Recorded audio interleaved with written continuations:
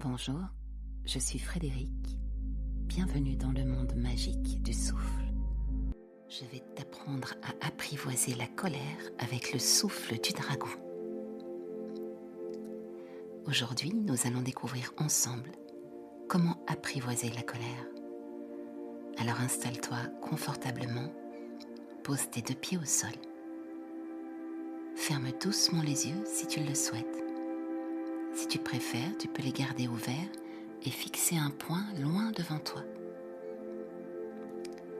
On va commencer par inspirer profondément par le nez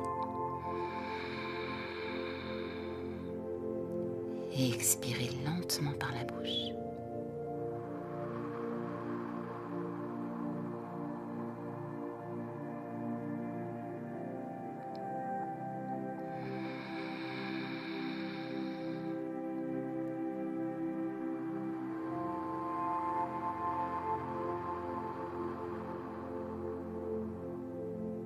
Encore.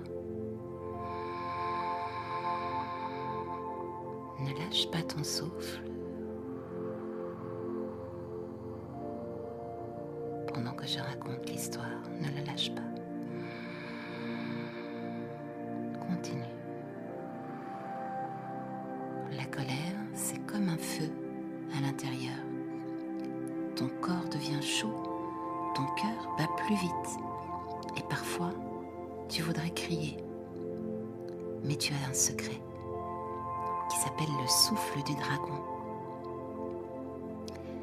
Inspire profondément, continue.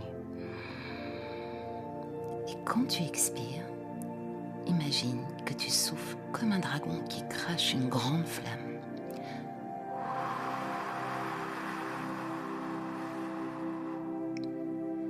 Ce n'est pas une flamme qui détruit, mais une flamme qui libère. Continue. Tu inspires lentement, le plus que tu peux, profondément. Et tu expires fort par la bouche. Encore.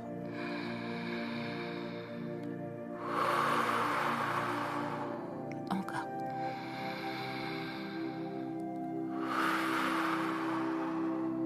Continue. À chaque expiration, le feu de la colère s'éloigne.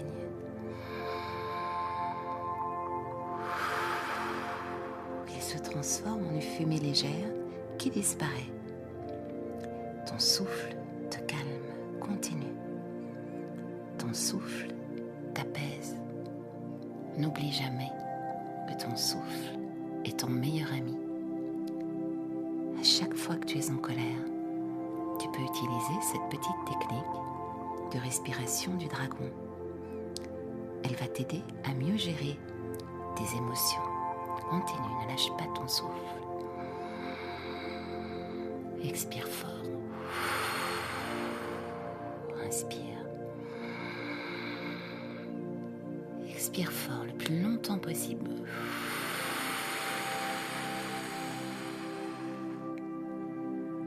Si ta respiration à l'inspire est moins longue que l'expire, c'est très bien. Inspire. Expire le plus longtemps possible, très fort.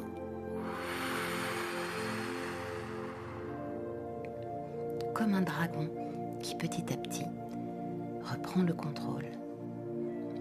Tu sens ton corps qui devient de plus en plus léger. Tu sens ta colère qui diminue. Continue. Inspire. Expire très fort. Inspire. Expire très fort.